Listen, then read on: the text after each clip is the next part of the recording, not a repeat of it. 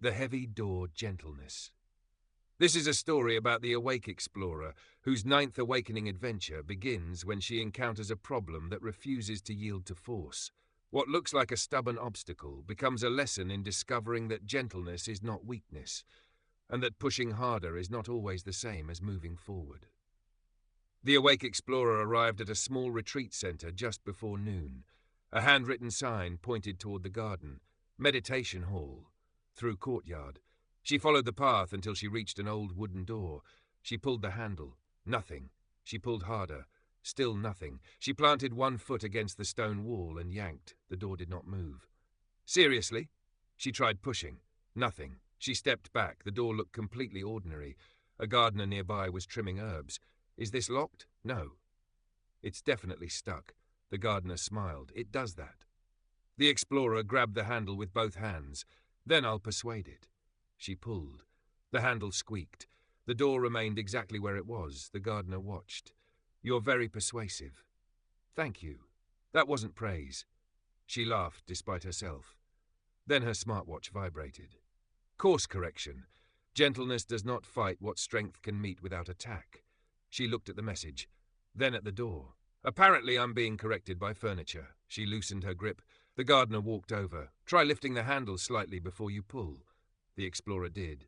The door opened with almost no resistance. She stared. You could have told me that 10 minutes ago. I could have. Why didn't you? You looked very committed to your method. She laughed.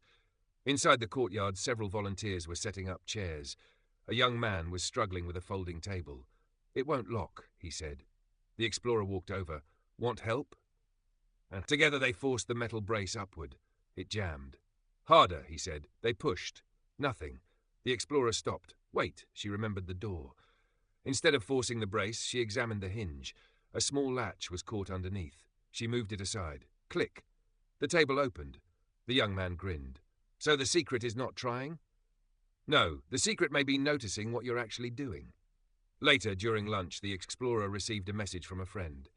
We need to talk. I'm upset about what happened yesterday. Her body tightened. Immediately, she began composing a defense. That's not what happened. You misunderstood me. You're being unfair. She typed 3 sentences, deleted them, typed 5 more, deleted those 2. The old wooden door came back to mind. Push harder. Pull harder. Win. She looked at the watch on her wrist. No new notification. One was enough. She put the phone down. For several minutes, she did nothing. Then she wrote, I can hear that you're upset. I want to understand what you experienced before I explain my side. She stared at the message. It felt vulnerable. Part of her wanted to add, but you need to understand. She didn't. She pressed send. Her friend replied several minutes later. Thank you. That helps. The explorer sat quietly. Nothing had been surrendered except the need to attack first. She still had a perspective. She could still speak honestly. Gentleness had not required becoming passive or pretending there was no disagreement. It had simply removed the weapon from the conversation. That afternoon, she returned to the courtyard. The gardener was closing the old wooden door. Want me to show you the trick again? He asked. I think I remember. She lifted the handle gently. The door opened. He nodded. Fast learner. I wouldn't go that far. She stepped through, then paused. All her life, strength had often meant effort. Push through. Hold your ground. Make it happen. Don't back down. There were moments when firmness mattered. There were situations that required action. But she was beginning to see the difference between firmness and attack.